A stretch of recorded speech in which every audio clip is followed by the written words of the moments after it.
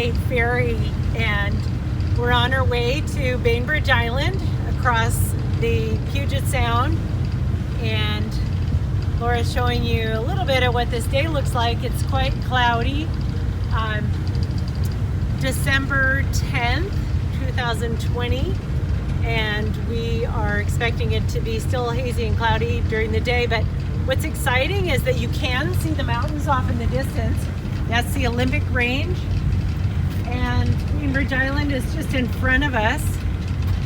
Bainbridge Island is the home to a lot of people who commute into Seattle by ferry because the ferry dock lands right downtown by the waterfront, so they can walk straight up to the downtown buses, and also oftentimes working in those buildings.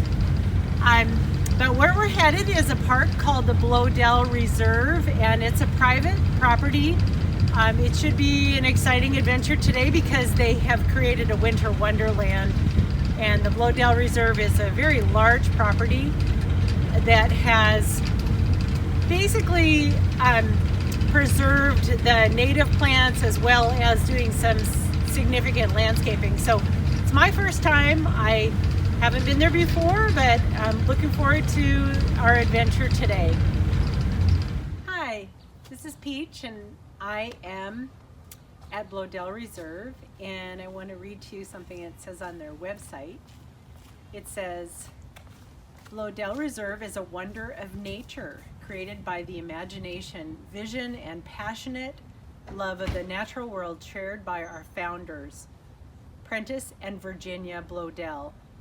Working with the rugged geography of the land, they artfully transformed a rough-hewn northwest forest into a harmonious series of curated gardens, structural features, and distinctive landscapes with nature as the canvas and paint.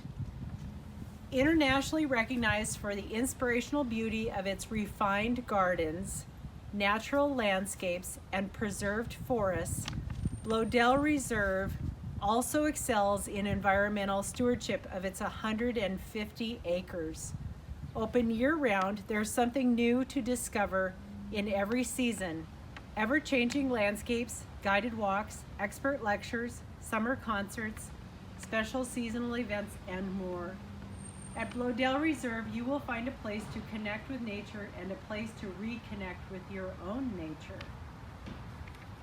So today we're here just standing outside of the gift shop and about to do our own self-guided tour, and we are inviting you to come along with us. We'll show you some things that we find and discover. And as I had mentioned earlier, we are here for the first time, so it will be quite an adventure for us to see what they have to show us of what they have done in this beautiful preserve. So what are we looking at now, Laura? So we are in the meadow here, and in the distance are the sheep barns. You can see the evergreen and deciduous trees behind the barn. And normally this would be a very shady area, so probably why the moss has taken hold. I'll show you Laura's over here on the trail and just wandering. It's a 150 acre property, and they say it takes about 1 hour to walk the trail system. So I thought this might have been a yew because there's a native yew to Washington State, but when I looked at it closer and I scratched it and sniffed it, it smells so good. This is definitely a fir. And firs are nice and soft, and even though they have needles, their needles are soft as opposed to like a prickly spruce or a pine. And they're usually nice and flat like that. And yeah, you scratch these and sniff them, and reminds me of Christmas or the Maine woods, which is where I grew up. Yeah. Would people be able to use those in a kind of a potpourri? Yeah, right. So you could pull the needles off the branches and let them dry a bit, and whenever you crunch them up again, it releases that scent. I see a branch right by your foot that fell off the tree. I wonder if that would be one you could. Yeah, now this Kinda I break up think some of must the be a needles? Douglas fir because you can see how the needles go all around Oh. the stem. Whereas this one, some other type of fir where it's just very flat. Okay. Yeah, the needles are. That could be even a grand fir. I wonder if that one. That kind of looks like Maybe. the grand firs that we get for Christmas trees. Uh-huh. With Yeah. that really, it's a bigger needle, and really flat, like you mentioned. Yeah. Interesting. So here is a pine tree. We don't know what variety it is, but you can see it's really long, sharp needles. It's beautiful. This bundle of needles is bigger than my hand, as you can see. And it's a huge tree. Must be very old.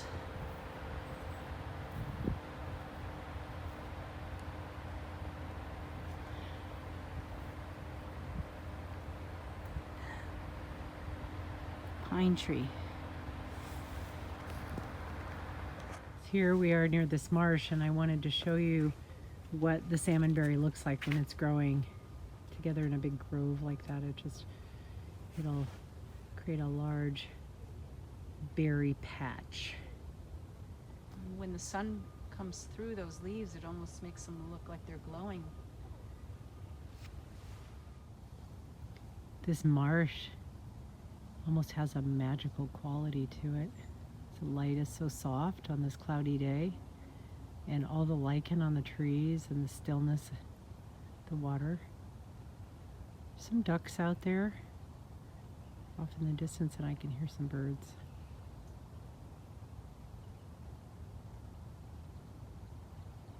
It's a really nice place to contemplate.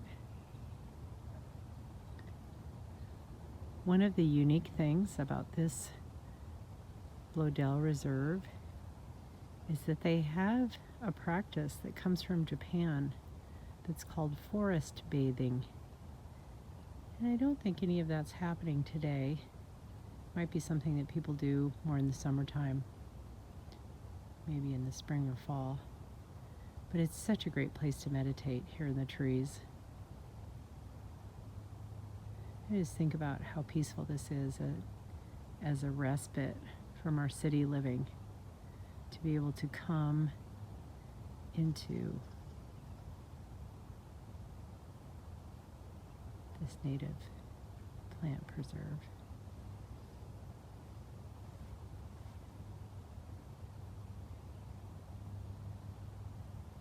I think if people are interested and wanted to come here sometime to visit, it would be worth looking at their website and learning about how to sign up for forest bathing, because I think it is led by someone who is a practitioner. It's kind of a meditative or mindfulness activity. Here I am standing on this elevated walkway in the marsh. It's a way that the trail continues around the area. I have behind me some marsh plants in the foreground, and then a native western red cedar. And just below those cedar boughs, you can see some little tiny pink leaves, pink, yellow, and green leaves. That is the more of that deciduous huckleberry. And it hasn't dropped its leaves yet. So what's unique about this environment here in the Pacific Northwest is that it's fairly temperate, and so we do get some snow, but we don't get very deep freezes.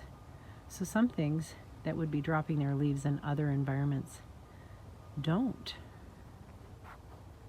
You can see on this log, this dark green, I'm gonna point at it right there, that dark green vine that's right there, that is a native blackberry.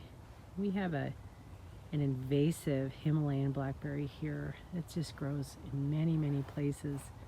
It was introduced a long time ago. It has a lot of spiky spines on it, and unfortunately in urban areas it's really taken over. What you have here is also a huckleberry, but this one is our native evergreen huckleberry. And if I get as closer and closer, you can see the berries are gone, but there are some tiny little red buds that will become the flowers in springtime.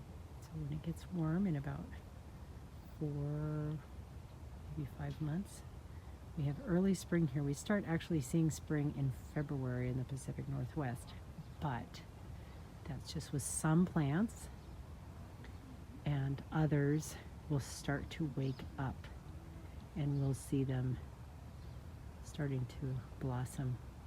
It's another reason why we love having the native pollinators, which would be little wasps, flies, bees, butterflies, moths. They're all pollinators, and they all come out at different times and when the days get warmer. We have some cattail and some other things growing down here in this wetland. And just want to show you one other thing.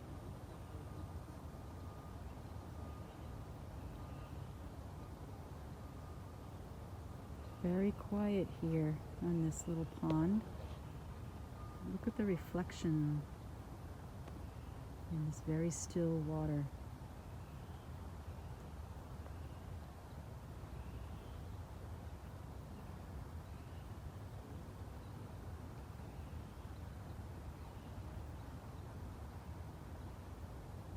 It's like a mirror.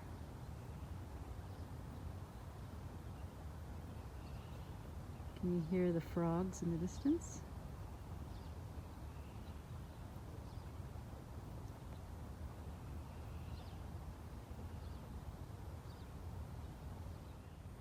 Here's a log that has fallen into the water. And if you focus in, you can see moss and mushrooms growing out the side. That's what you call a nurse log. Even though the log itself is dead, because it's decaying and it's nice and moist and nutritious, other things are growing on it or in it. Here we have some signage. It's called the Frank Buxton Bird Martian Meadow. And we're just at the edge of the marsh and the edge of the meadow here. So you can see the meadow is this mound, and there are some plants growing along the edge. All of it's really died back for the winter, but you can see there the marsh off in the distance. And the trail continues up the hill here, inviting us to wander and see what else we might find. Explains why they glow in this light. It's the lichen on the bark that makes them so white. Look at the variation in the colors and shapes in the bark of this, what I believe is maybe a poplar. It almost looks like a painting, doesn't it? If you look right up close. And you can even see some little spores, maybe, of some kind of fungus or lichen.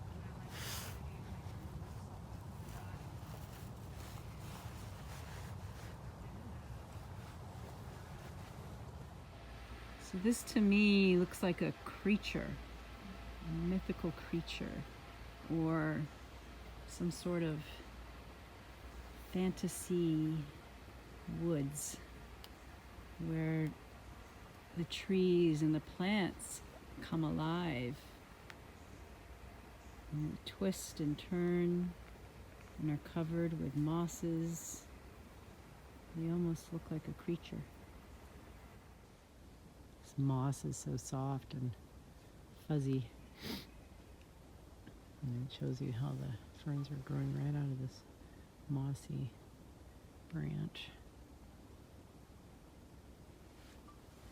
Here you can see the Mahonia, or Oregon grape, starting to bloom. Here in the Pacific Northwest, there's something blooming in every month of the year.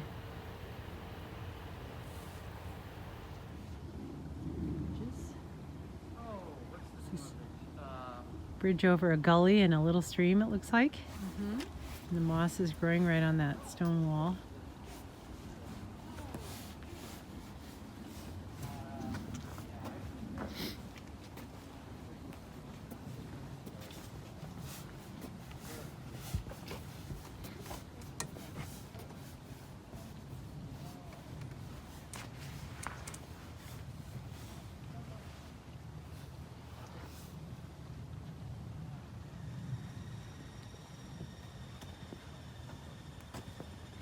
Feel like you're out in the wilderness here.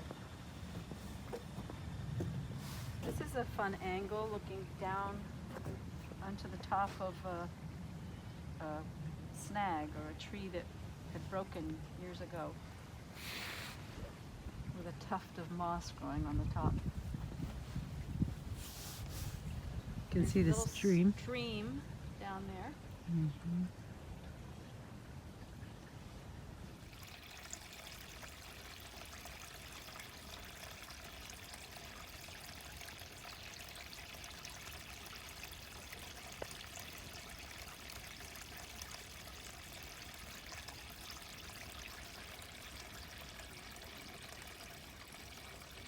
So here we are going through a corridor that they have kind of set up to be a little holiday wonderland.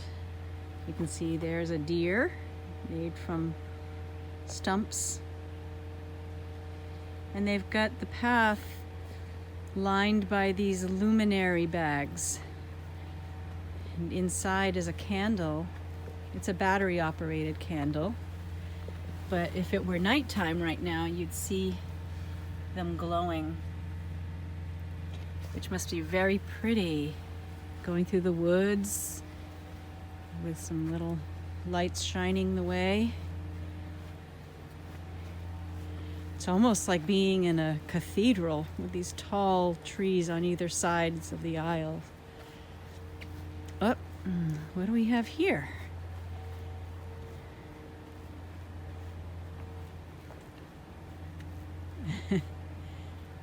This guy is pointing the direction, says that we need to go this way.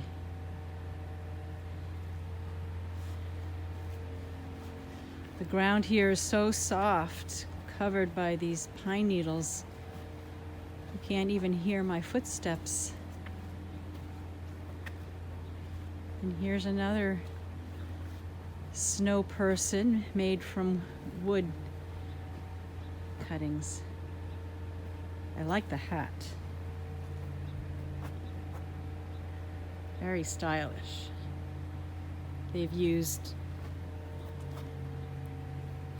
wood and pine cones, cedar boughs, and there's some holly.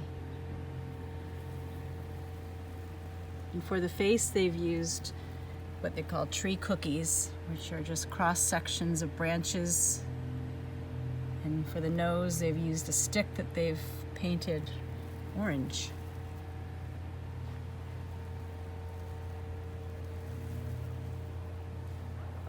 And here, Peach is pointing the way out. Is she real?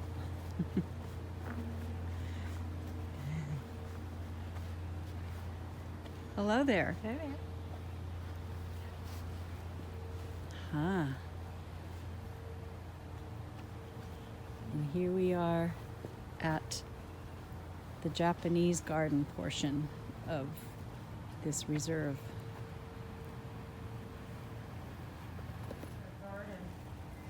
So this is what we think is a combination Japanese and longhouse, a Northwest Native house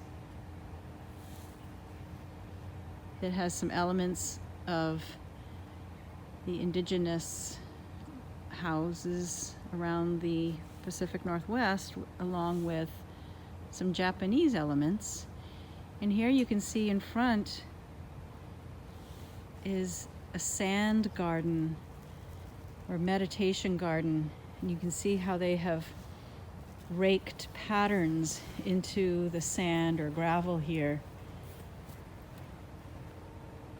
And they sort of emulate islands and ponds around the island. But I know that it's also very meditative to make your own patterns.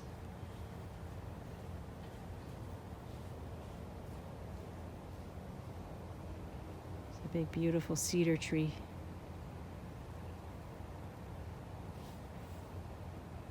These different kind of pathways, but it looks like a very contemplative way of strolling through the garden. It slows you down quite a bit when you're walking on a paver stone and then you come up to some grass. So you can either step horizontally or you can step on the grass, I imagine, but it just causes you to zigzag as you're walking. Just very nice to slow people down as they might be here at this contemplative spot. And look at the different textures of the pathway as you proceed through this Japanese gate. There's more. Look at the path goes down. I imagine if you were walking across this with bare feet, it wouldn't feel too bad because the rocks are nice and smooth, but it also might feel like a massage to your foot. And I do love this black mondo grass. It's very dramatic on either side of this pathway, and then with this very open looking fencing, it defines the area, but you can still see through. Really beautiful. Especially against that bright green.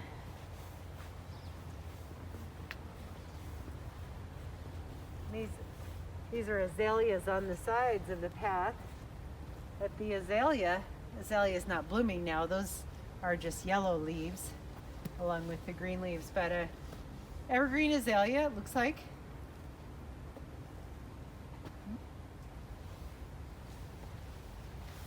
And then we enter onto another different path. Oh, I like here's these some more sculpture. stones.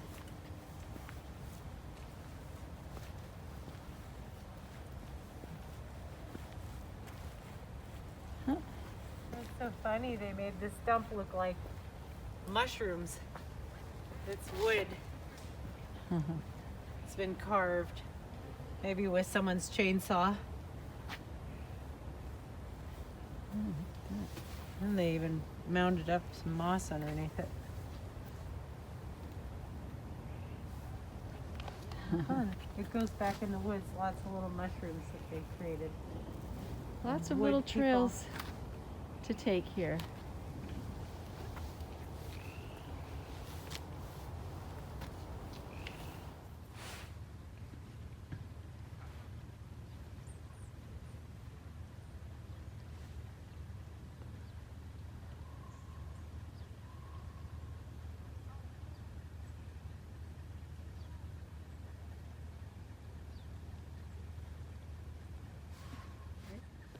Been a fun adventure walk here in this forest preserve, and I'm just welcoming you to come here on your own sometime. You'll need to make a reservation in order to get into the park, but with 150 acres to explore, you can really spread out.